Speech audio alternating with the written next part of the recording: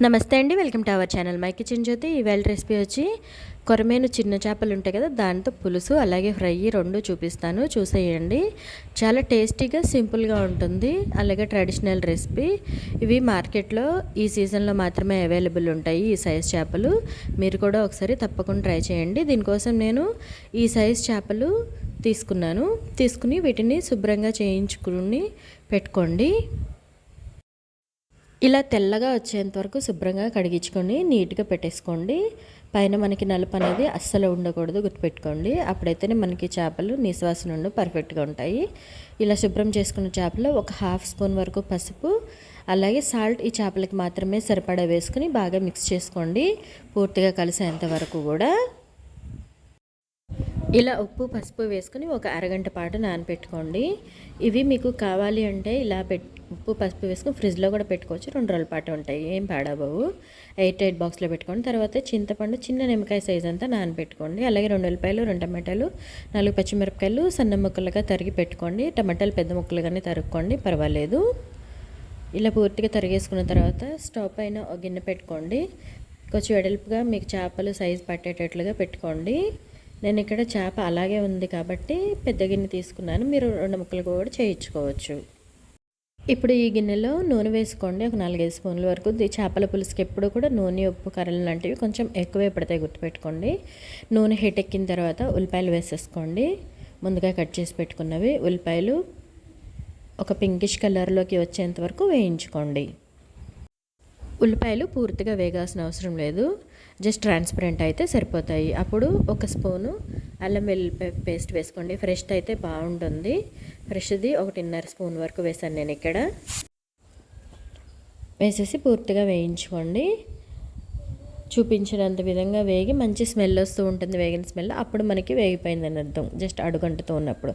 అప్పుడు ముందుగా రెడీ చేసుకున్న టమాటోలు అలాగే పచ్చిమిరపకాయలు కూడా వేసేసి టమాటా హాఫ్ కుక్ అయ్యేంత వరకు వేయించండి, సరిపోతుంది. తర్వాత ఒక హాఫ్ స్పూన్ వరకు పసుపు వేసుకోండి. చేపల్లో ముందు కొంచెం వేసాము కాబట్టి ఇప్పుడు వేసుకోండి. అలాగే రుచికి సరిపడినంత సాల్ట్, కారం ఒక స్పూన్ వేసుకోండి.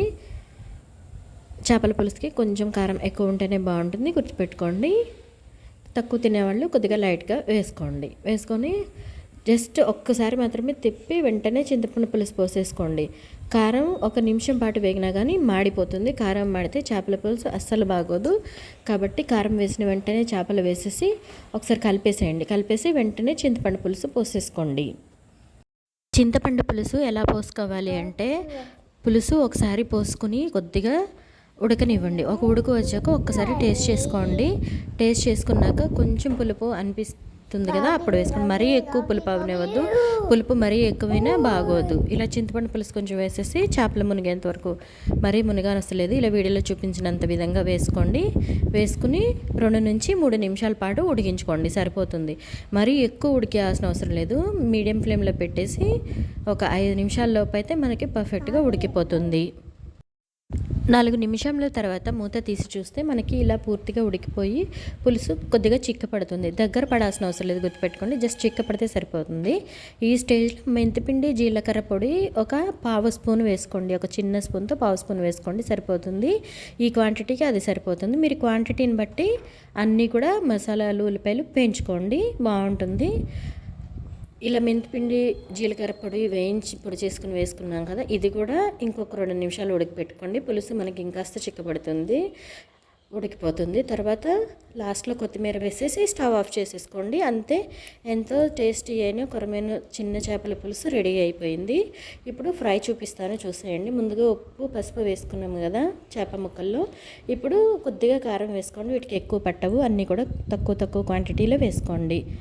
ఒక 1/2 స్పూన్ అల్లం వెల్లుల్లి పేస్టు, అలాగే కొద్దిగా గరం మసాలా వేసుకోండి. ఇప్పుడు దీనిలోనే 1 స్పూన్ వరకు బియ్యం పిండి వేసుకోండి. ఈ బియ్యం పిండి మీ క్వాంటిటీని బట్టి చూసి వేసుకోండి. ఈ చేపలకి నాకు 1 స్పూన్ మాత్రం సరిపోయింది. వీటిని బాగా కలిపేసుకోండి, బాగా చేప ముక్కలకి పట్టేంత వరకు. ఈ బియ్యం పిండి ఎందుకు అంటే మనకి క్రిస్ప్గా రావడానికి అనమాట. తర్వాత ప్యాన్లో ఆయిల్ హీట్ చేసుకోండి. ఆయిల్ బాగా వేడెక్కనివ్వండి, అప్పుడైతే మనకి చేప అతుక్కోకుండా వస్తుంది. నాన్ స్టిక్ కాబట్టి అతుక్కోదు, మామూలు ప్యాన్లో అయినా సరే. ఆయిల్ బాగా హీట్ అయితేనే మనకి చేప త్వరగా ఊడిపోతుంది ప్యాన్ నుంచి, కాబట్టి గుర్తుపెట్టుకోండి. ఇలా రెండు పక్కల వేయించుకోండి, అటువైపు ఇటువైపు వేయించుకుని నేను ఇప్పుడు తిప్పి చూపిస్తాను చూడండి ఎలా టర్న్ చేసుకోవాలో. ఇలా టర్న్ చేసేసుకోండి, రెండు వైపులా కూడా పూర్తిగా ఎర్రగా వచ్చేటట్లుగా కాలనివ్వండి. అప్పుడైతేనే మనకి లోపల ఉడుకుతుంది. మూత పెట్టాల్సిన అవసరం లేదు, మూత పెడితే మెత్తగా అయిపోతుంది, ఎక్కువసేపు క్రిస్ప్గా ఉండదు. కాబట్టి ఇలా ఓపెన్ ప్యాన్లో ఫ్రై చేసుకుంటేనే మనకి క్రిస్పీ తగ్గకుండా ఉంటుంది, కనీసం 4-5 గంటల పాటు. ఇలా రెండు వైపులా పూర్తిగా వేగేంత వరకు కూడా వేయించేసుకుని తీసి పక్కన పెట్టేసుకోండి. ఇవి మీడియం టు స్లిమ్ ఫ్లేమ్లో వేగితేనే మనకి పర్ఫెక్ట్గా వేగుతాయి, లేదంటే హై ఫ్లేమ్లో మాడిపోతాయి, సిమ్లో ఉడకవు. కాబట్టి చూపించిన విధంగా ఫ్రై చేసేసుకోండి. మీకు ఎంత క్రిస్ప్గా వచ్చినాయో నేను ఇక్కడ సైడ్లో వీడియోలో చూపిస్తాను చూడండి. నేను ఓపెన్ చేసి చూపిస్తున్నాను ముక్క చూడండి. ఎంతో సింపుల్ అండ్ టేస్టీ అయిన చేపల ఫ్రై రెడీ అయిపోయింది. ఈ రెసిపీస్ కనుక మీకు నచ్చినట్లయితే please like, share and subscribe. అలాగే బెల్ సింబల్ కూడా ట్యాప్ చేయండి, మా నోటిఫికేషన్స్ మీకు త్వరగా వచ్చేస్తాయి. Thank you for watching.